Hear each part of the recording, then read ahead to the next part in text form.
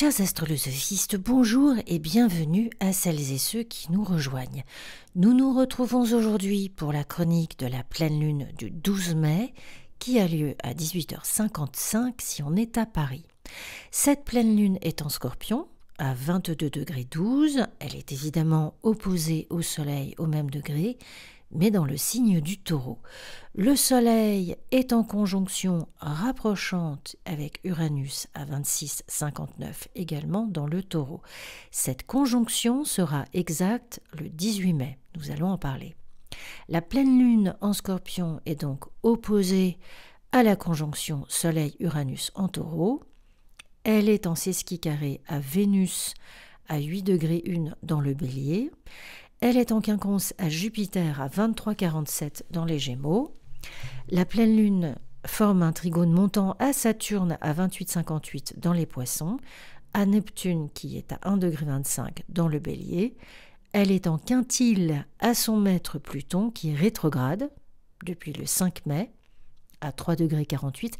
Et enfin, elle est en trigone du nœud nord à 25,57 dans les Poissons. Son maître historique est évidemment aussi d'importance. Mars est en Lion à 11,9. Il sort de la dernière opposition à Pluton qui a commencé début novembre 2024 et se trouve en carré montant à Mercure à 3,46 dans le Taureau. Carré exact le 18 mai. Il est encore en trigone à Neptune en Bélier et en trigone à Vénus également en Bélier. Alors déjà, une introduction au mode rétrograde de Pluton du 5 mai au 14 octobre, où il repartira en mode direct à 1,22 € dans le Verseau. Alors les personnes qui sont nées en signe fixe, Verseau évidemment, Lion, Scorpion, Taureau, du tout premier décan, ou si vous avez une planète, l'ascendant, le milieu du ciel, au tout début de ces signes, mais aussi les gens qui sont nés, la génération qui est née en 96 et 97, qui ont Uranus dans les premiers degrés du Verseau, sont évidemment les plus sensibles à cette rétrogradation. Enfin, pour tout le monde, c'est dans la maison, dans notre thème où aura lieu cette rétrogradation de Pluton en Verseau, qu'il faudra nous adapter. Alors ce Pluton rétro en Verseau, c'est une phase de purge et de régénération souterraine qui touche les fondements invisibles de nos liens sociaux, de nos outils technologiques, de nos structures collectives et des systèmes de pouvoir numérique et aérien. Pluton, archétype de la transformation radicale, opère ici dans le Verseau, signe de l'avenir, des idées fulgurantes, des amitiés, des révolutions et des réseaux. Lorsqu'il rétrograde, cette énergie se retourne vers l'intérieur, ça décortique, désintègre, puis réoriente. Ce moment de latence contient des tensions invisibles, des prises de conscience puissantes et parfois des crises nécessaires pour initier un véritable renouvellement. Sur le plan relationnel et social, cette rétrogradation secoue nos cercles d'amis, nos réseaux de clients ou de collaborateurs, mais aussi nos appuis et nos soutiens collectifs. Les liens basés sur l'intérêt ou le conformisme idéologique pourraient se désintégrer ou révéler une influence toxique. On peut ressentir une distanciation ou une mise à l'épreuve de certaines connexions. Par exemple, quelles relations nourrissent réellement nos idéaux? Quelles alliances résistent à la pression du temps et du pouvoir? Cette période va donc favoriser un tri sélectif parmi nos appartenances, en particulier dans les cercles de nos réseaux sociaux et professionnels. La publicité, les projets d'envergure, les campagnes d'image ou les influences de groupe pourraient être soumises à des revers, à des retournements d'opinion ou à un besoin de se réinventer profondément. Alors en politique, le climat est propice aux révélations de stratégies cachées, de manipulations technocratiques ou à la chute de figures se présentant comme progressistes, mais qui abritent des mécanismes de contrôle. Les soutiens publics, les aides sociales ou les systèmes d'appui collectif pourraient connaître des révisions majeures, une restructuration ou une contestation de leur légitimité après des constatations d'incompétence caractérisées. Sur le plan technologique, les ordinateurs, les smartphones, les réseaux sociaux, les infrastructures numériques, ça peuvent subir une remise en cause profonde. des failles de sécurité, des scandales liés à la vie privée ou au traitement de nos datas ou à des blocages technologiques qui pourraient inciter à revoir notre dépendance à ces outils. L'impact de Pluton rétro agit de toute façon comme un révélateur. Ce que nous utilisons pour communiquer ou créer du lien est-il un outil d'émancipation ou un instrument de soumission? Alors, les algorithmes, les IA et les plateformes peuvent entrer dans une phase de restructuration où leurs effets réels sur le collectif deviennent en tout cas plus visibles, plus ambivalents. De toute façon, pour tout le monde de la tech et des réseaux, que ce soit Facebook, Twitter, Apple, Microsoft et consorts, c'est une période de révélation suivie de grandes restructurations.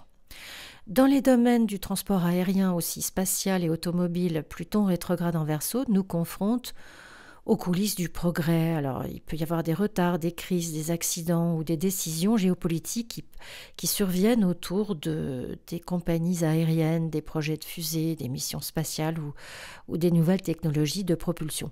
Il est possible en tout cas que des vérités enfouies autour de la pollution spatiale, des financements opaques ou des dépendances industrielles qui émergent.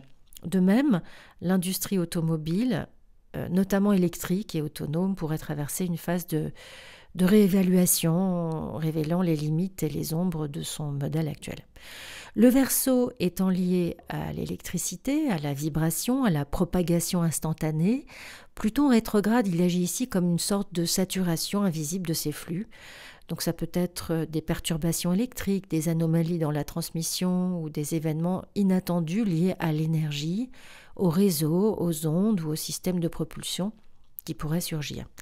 L'étincelle, au sens symbolique ici, incertaine, elle peut éclairer soudainement une vérité cachée, mais aussi provoquer des courts-circuits, des chocs ou des disruptions. Enfin, cette période nous pousse à reconsidérer notre rapport à l'inattendu, au chaos intérieur, à l'imprévisible. Le Verseau porte une énergie d'éveil fulgurant et sous Pluton rétro, cet éveil peut d'abord passer par une crise existentielle. Ça peut passer aussi par une chute d'idéal ou une prise de conscience radicale.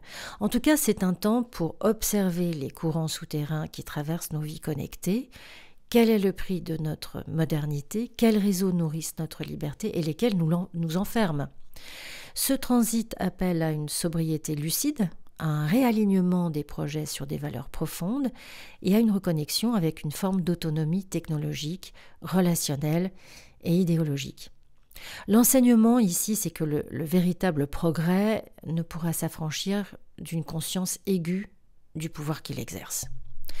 Pour un Pluton rétro-conjoint à son soleil natal, ou opposé à son soleil, ou en carré à son soleil, c'est évidemment un des transits les plus puissants, profonds, transformatifs que l'on puisse vivre dans notre vie. Un Pluton comme ça lié au soleil, c'est une mort symbolique de l'ego, c'est un démantèlement de l'identité telle qu'elle s'était construite jusque-là. Pluton, maître des processus invisibles, entre ici au cœur même de la conscience personnelle, le soleil représentant notre essence, notre volonté, notre sentiment d'être. Alors, sous ce transit, on est souvent confronté à des forces plus grandes que nous, à une perte de contrôle souvent qui est apparente, à des événements ou des prises de conscience qui nous obligent à laisser mourir une version de nous-mêmes, qui est devenue obsolète, qui est devenue illusoire ou alors trop fragile. Les défis de ce transit sont intenses, c'est surtout des luttes de pouvoir, des confrontations avec des figures d'autorité. Alors ça peut être représenté, incarné par le père ou l'État ou une personne hiérarchiquement au-dessus de nous, ou à des parts d'ombre personnelles, un sentiment d'être vidé, dépossédé, remis à nu. L'extérieur peut devenir le théâtre de changements drastiques. Alors ça peut être incarné par un deuil, une rupture, la fin d'un cycle, des révélations. Mais le véritable enjeu intérieur, c'est d'apprendre à abandonner la façade, à abandonner les rôles, les conditionnements, pour renaître dans une version plus authentique et plus souveraine de soi-même. Alors cela peut provoquer des phases de solitude, de confusion identitaire, voire de descente psychique, mais cette descente est aussi un passage initiatique Donc les enseignements sont immenses. C'est une connaissance de soi plus radicale, la découverte d'une force intérieure insoupçonnée. Le dépouillement de l'ego peut révéler un pouvoir personnel plus pur, plus lucide, plus aligné. Après ce passage, on ne joue plus un rôle, on est. Et ce transit sur notre soleil initie à la vérité intérieure, à la maîtrise sans domination et à la capacité d'agir à partir d'un centre de gravité profondément transformé. C'est pas une phase légère, c'est vrai, mais c'est une mue nécessaire qui peut être douloureuse, mais en tout cas toujours libératrice. Alors je vous raconte tout ça parce que la pleine lune est à 22 degrés 12 du Scorpion et qu'elle est donc maîtrisée par Mars en Lion et ce Pluton rétro en Verseau. La pleine lune a toujours été un symbole universellement chargé. Elle représente l'apogée, la culmination d'un cycle émotionnel ou créatif. Elle éclaire ce qui est habituellement caché, rendant visibles nos besoins profonds, nos tensions et nos désirs inexprimés. La pleine lune est un moment de révélation, de prise de conscience, parfois aussi d'agitation ou de débordement émotionnel. C'est une phase de libération où ce qui a été semé au moment de la nouvelle lune arrive à maturité et demande à être vu, reconnu ou transcendé. Dans le cas particulier d'une pleine lune en Scorpion, l'intensité est décuplée. Le Scorpion, signe d'eau fixe, gouverne tout ce qui touche aux transformations profondes, aux pulsions secrètes, à la mort symbolique et à la renaissance. Une pleine lune dans ce signe peut donc faire remonter à la surface des émotions intenses, des peurs enfouies, ou déclencher des processus de guérison intérieure radicaux. Le Scorpion invite à lâcher ce qui n'a plus de sens pour nous, même si cela demande du courage, et une confrontation avec des vérités qui peuvent être un peu inconfortables. Alors je vais vous partager une toute petite parenthèse de l'épisode mythologique consacré au combat d'Hercule contre l'hydre de Lerne, parce qu'on est vraiment dans la représentation de ce mythe-là avec cette pleine lune. L'hydre, c'est un monstre marin terrifiant, doté de plusieurs têtes, dont une qui est immortelle. Et chaque fois que Hercule en coupe une, deux repoussent à sa place, rendant le combat apparemment sans fin. Pour venir à bout de la créature, Hercule fait appel à son neveu, Iolaos, et ensemble ils mettent en place une stratégie, alors que quand Hercule coupe une tête, Iolaos cautérise aussitôt la plaie avec une torche enflammée, empêchant ainsi les têtes de repousser. Alors à force de persévérance, ils réussissent à couper toutes les têtes mortelles. Mais ce qu'il faut voir ici, en fait, c'est évidemment la puissance symbolique de ce qui donnait à voir, c'est-à-dire les forces obscures intérieures, les passions destructrices, les peurs enracinées et les pensées récurrentes qui, lorsqu'on tente de les éliminer superficiellement, reviennent plus fortes, démultipliées. C'est l'image d'un mal profond, multiforme et enraciné dans l'inconscient. En tout cas, qui ne peut pas être vaincu par la seule force brute. L'hydre est constitué des mémoires produites par les générations successives d'hommes et de femmes. Toutes ces souffrances et ces terreurs non intégrées et non reconnues, car le monstre de toute façon vit caché, empêchent la vie de s'écouler comme elle le devrait dans la société comme en nous-mêmes. Ce sont nos mémoires, nos sœurs, nos frères, nos parents, tous les espoirs inaccomplis portés par les ancêtres, proches comme lointains, d'espoirs déçus, métamorphosés en rancœur dont il est extrêmement difficile de se débarrasser. Les émotions, dans ce marais-là, ne circulent plus. Elles stagnent partout où les situations de notre vie pourrissent. Alors l'eau, elle est très présente, mais l'air aussi. Le marais recèle de bulles de fermentation qui, de temps à autre, éclatent à la surface. Métaphorisées par l'air, ces bulles représentent nos pensées qui se multiplient par l'organe biologique qui les crée, c'est-à-dire les têtes de l'hydre qui repoussent lorsque Hercule les coupe. Ces pensées issues d'émotions qui pourrissent sont des jugements de valeur et des opinions qui conditionnent nos comportements. À chaque fois que nous avons une pensée, elle tourne autour de nous et nous revient. Si elle est critique, elle va nourrir l'hydre qui du coup poursuit son œuvre d'empoisonnement. En réalité, nous nous empoisonnons nous-mêmes. Ces pensées négatives créent un nuage noir au-dessus de notre tête qui voile la lumière. Peu à peu, il n'y a plus que ce nuage qui en plus devient invisible, car la clarté de conscience ne peut exister dans cette densité. Alors ces pensées ne sont pas dangereuses pour ceux qui les alimentent et y adhèrent, l'hydre se porte tout à fait très bien. C'est à partir du moment où nous allons nous confronter à ces émotions avec une sensibilité différente, beaucoup plus vive, où nous allons ouvrir notre cœur à la lumière, que ces relents-là deviennent toxiques. Parce que oui, c'est difficile de réaliser psychiquement et dans son corps aussi que les violences cachées, les secrets venimeux, enfin tout le cortège de destruction dont l'humain est capable, ont conditionné une grande partie de nos décisions, de nos comportements, enfin de notre vie, quoi. Trop de haine, trop de non-dits, trop de mensonges, trop de conditionnements psychiques enserrent dans leurs tentacules notre liberté d'être et l'amour de la vie. L'atmosphère devient irrespirable et parfois même nous sommes carrément en apnée dans certaines situations. Alors Hercule ne triomphe pas seul de l'hydre.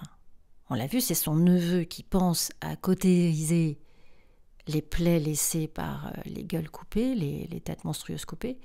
Et il le fait avec du feu, c'est-à-dire en mettant ce qui est caché à la lumière. Ici, nous allons juste nous intéresser à ce que représente Iolaos, parce qu'il y a des centaines de personnages qui sont toutes et tous symboliquement très chargés dans la mythologie. Donc on va résumer un peu, mais Iolaos, c'est en fait l'idée nouvelle.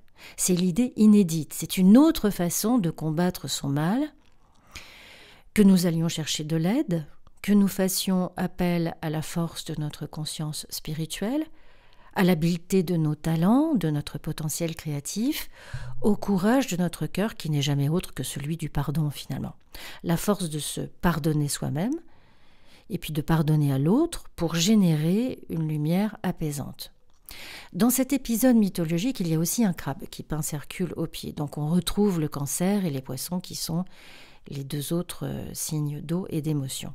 L'intervention du crabe, c'est vraiment la représentation de la transmission des blessures par la famille, un héritage empoisonné dont on est accablé d'une façon ou d'une autre et dont nous devrons nous affranchir pour renaître.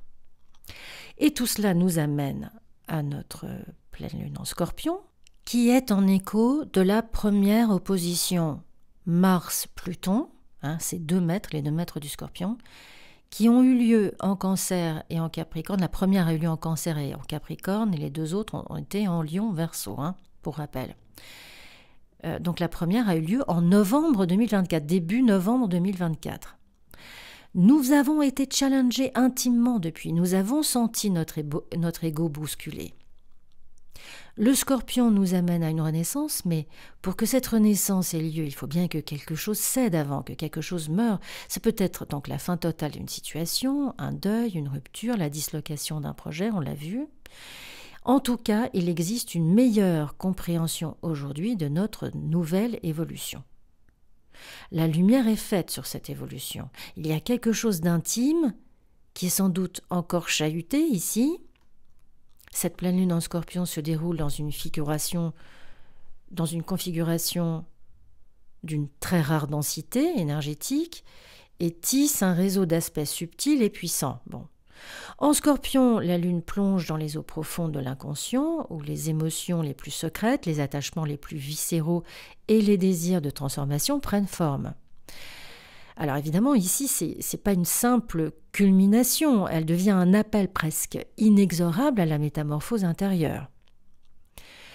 D'autant que cette pleine lune est opposée à la conjonction que le Soleil et Uranus font en Taureau. Elle met en tension notre besoin de sécurité et de confort face à des nécessités de changement soudain et d'évolution émotionnelle intense. Le quotidien peut ainsi être marqué par des ruptures inattendues, des révélations peut-être brutales, ou des bouleversements dans tout ce que l'on croyait stable. Donc nos relations, nos finances aussi, notre cadre de vie. Alors les conséquences, elles peuvent aller d'une simple prise de conscience libératrice à des changements radicaux dans certains aspects de la vie. Cette lunaison favorise les éclairs de lucidité, les libérations émotionnelles intenses et même parfois les électrochocs salvateurs. Alors pour traverser cette période, il vaut mieux accepter de lâcher prise sur ce qui veut mourir en nous pour laisser émerger quelque chose de plus authentique, de plus aligné avec notre évolution profonde. Le sesqui carré à Vénus en Bélier accentue l'irritation sous-jacente. Vénus en Bélier, elle est impulsive, désirante, amoureuse du risque et du renouveau. Ce sesqui carré tendu injecte une nervosité dans les relations affectives et crée des tensions entre nos désirs immédiats et la profondeur des transformations exigées par la pleine lune. Dans le concret, ça peut se traduire par des disputes soudaines, une difficulté à maintenir l'équilibre entre ce qu'on veut et ce que l'on ressent au fond de soi. Le quinconce à Jupiter en Gémeaux, ça ajoute un inconfort adaptatif en fait, parce que Jupiter en Gémeaux aspire à la légèreté, à la multiplication des expériences et des idées, alors que cette pleine lune en Scorpion, elle réclame un engagement émotionnel total. Et le quinconce, qui est un aspect d'ajustement, il indique qu'il sera nécessaire de faire preuve d'une souplesse mentale, d'accepter que toutes les vérités ne soient pas simples ni évidentes et que parfois la croissance passe par un certain inconfort intellectuel. Dans la vie quotidienne, ça peut générer des sensations de flou dans la communication et des besoins contradictoires entre réflexion rapide et immersion émotionnelle. Alors heureusement, il y a plusieurs aspects harmonieux qui viennent soutenir ce processus très très exigeant généré par la pleine lune. Il y a déjà le trigone à Saturne en Poisson qui apporte une ancre malgré les vagues émotionnelles. Saturne offre la capacité ici de structurer, de canaliser ses énergies vers une maturation intérieure, un engagement sérieux envers son propre cheminement. Et le trigone à Neptune également en Poisson ajoute une dimension spirituelle. Il invite à la compassion, à l'intuition, à la foi en quelque chose de plus grand que les remous personnels. Et ensemble, Saturne et Neptune en Poisson offrent un tremplin vers une guérison intérieure profonde, à condition de ne pas résister au processus de dissolution des anciennes structures émotionnelles. Je pense qu'on ne pourra pas continuer comme ça avec les mêmes énergies du passé. La mécanique du passé doit cesser. Et pour qu'elle cesse, il faut qu'on puisse l'observer, parce que si on ne la voit pas arriver, on ne pourra pas la changer. Et parfois, nos mécanismes se mettent en place tout à fait inconsciemment. Donc, on doit rester assez attentive à cette période de ces mécanismes inconscients. Alors, le quintile à Pluton, maître de la pleine lune, est désormais en Verseau. C'est une autre note particulièrement intéressante. Le quintile, c'est un aspect subtil, créatif, presque alchimique. Il indique une possibilité d'utiliser la crise pour générer quelque chose d'unique, une capacité à canaliser les forces de destruction intérieure en une puissance créative visionnaire. C'est un moment exceptionnel donc pour libérer une part authentique de soi-même qui avait été retenue par la peur ou les conditionnements sociaux. Enfin, le trigone au nœud nord en Poisson souligne que tout ce processus, aussi inconfortable soit-il, est aligné avec un chemin d'évolution de l'âme vers plus de sensibilité, de reliance au grand tout. Et c'est pas une crise vide de sens, c'est un passage nécessaire pour aligner nos vies avec une vocation plus vaste, plus inspirée. Concrètement, ces énergies peuvent se manifester dans notre quotidien par des changements de cap soudains dans les relations, dans la gestion de nos ressources, de nos finances ou notre carrière, par des révélations intérieures fortes qui vont nous déstabiliser. Mais et puis ça peut aussi être signifié par des périodes de doute et de fatigue aussi. On peut être très fatigué. Prenons du temps pour nous reposer, parce que émotionnellement, c'est quand même des gros ascenseurs là. Et qui sont suivis quand même par des regains de clarté, des regains d'énergie et de clarté. En tout cas, c'est une lunaison qui demande de faire preuve d'authenticité, d'accepter l'inconnu, d'oser lâcher ce qui est obsolète pour accueillir une vie plus vibrante et plus en accord avec notre essence véritable. Le défi il est grand, mais le potentiel de renaissance l'est tout autant. Et il y a aussi le carré de Mercure qui est entré en Taureau. Et ce carré, et Mercure fait donc un carré à Pluton rétro en Verseau. Donc ça revient à ce qu'on disait tout à l'heure sur les idées qui sont émises par l'hydre de Lerne enfin en tout cas les émotions qui sont générées comme ça et qui ont besoin d'être mises en lumière. Là, il existe une tension entre la pensée concrète, lente et ancrée de Mercure en Taureau, avec les forces profondes, souterraines et transformatrices de Pluton rétro en Verseau. C'est un conflit entre la parole mesurée et la vérité brutale, entre la logique terrienne et les systèmes invisibles de pouvoir ou d'influence collective. Enfin, ce carré, il agit comme un déclencheur psychique. Ce que nous disons, pensons et écrivons peut heurter, déranger ou révéler des vérités qu'on aurait préféré éviter. De fait, cet aspect peut produire des échanges tendus, des paroles qui sont du coup lourdes de conséquences, des désaccords de fond qui ne se règlent pas par des compromis superficiels. Il peut y avoir une méfiance aussi, un besoin de contrôle de l'information, ou même un affrontement intellectuel. Un affrontement intellectuel où chaque camp campe sur une logique bien à lui, qui fait sens à l'autre. D'un côté, on a le bon sens, la prudence, l'expérience, Mercure en Taureau, et puis de l'autre, l'idéologie, la stratégie souterraine ou la volonté de provoquer une prise de conscience radicale. Les domaines les plus touchés sont ceux de la communication, de l'apprentissage, des décisions pratiques, de la technologie, on l'a vu, donc tout ce qui se passe même par email, en échange de mails, et puis des rapports de force au sein d'un groupe, d'une association, d'une entreprise ou même d'une amitié. Alors on pourrait être confronté à des discussions très tendues avec des figures d'autorité ou des personnes influentes, où des non-dits profonds refont surface. Ou ça peut encore être une situation où nos paroles sont mal interprétées tout simplement, où une idée raisonnable, entre guillemets, déclenche une réaction disproportionnée et révèle une faille plus profonde dans un système de pensée ou un lien. Les personnes concernées directement peuvent être des collègues, des supérieurs, des partenaires de travail ou de projet, voire des membres donc d'un collectif ou d'une communauté, surtout si un rapport de contrôle, de manipulation ou de silence s'est installé. Alors sur le plan intime, cet aspect peut aussi raviver des peurs de dire, de savoir ou d'être vu sous un jour vulnérable. Alors l'enseignement de ce carré, parce que toutes ces énergies viennent avec un enseignement, heureusement, il est clair, c'est un carré qui pousse à creuser sous la surface des mots, à déconstruire nos certitudes, à voir là où nos pensées sont conditionnées ou trop rigides pour accueillir le changement.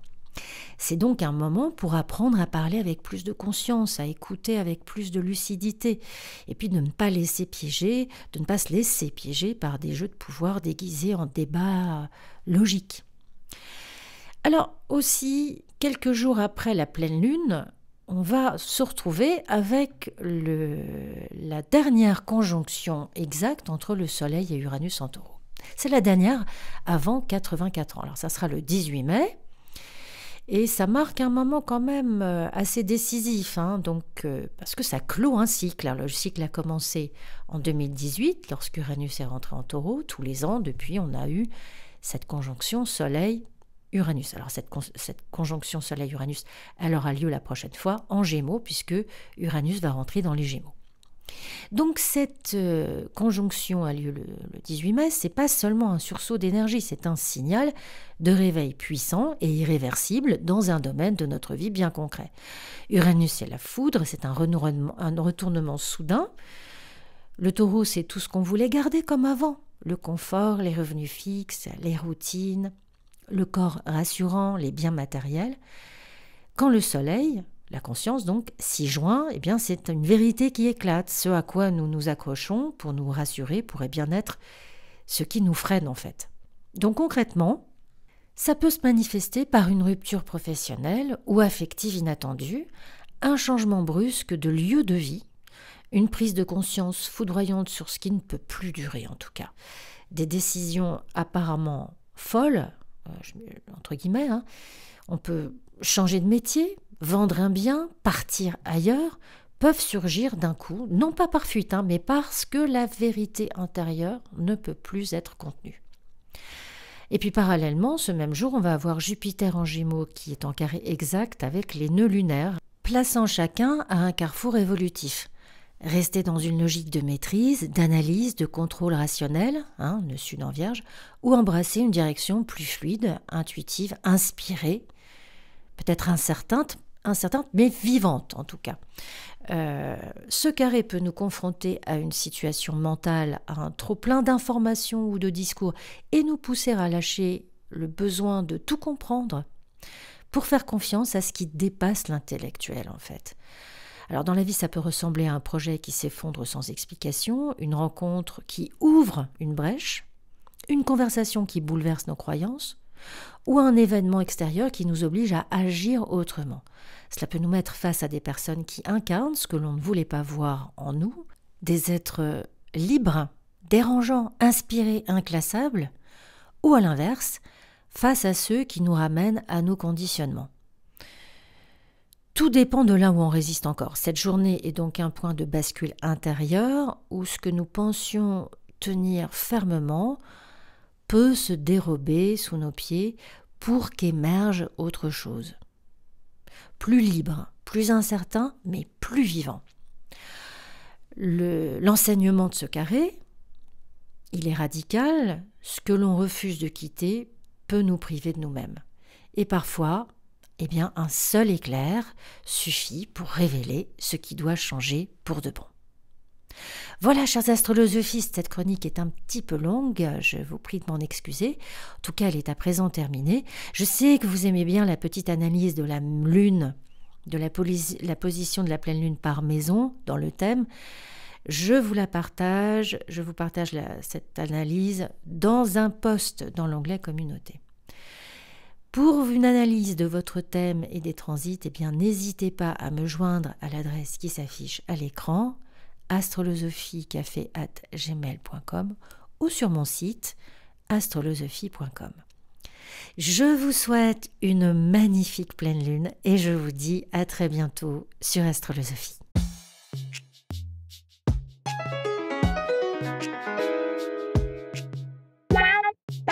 Blah.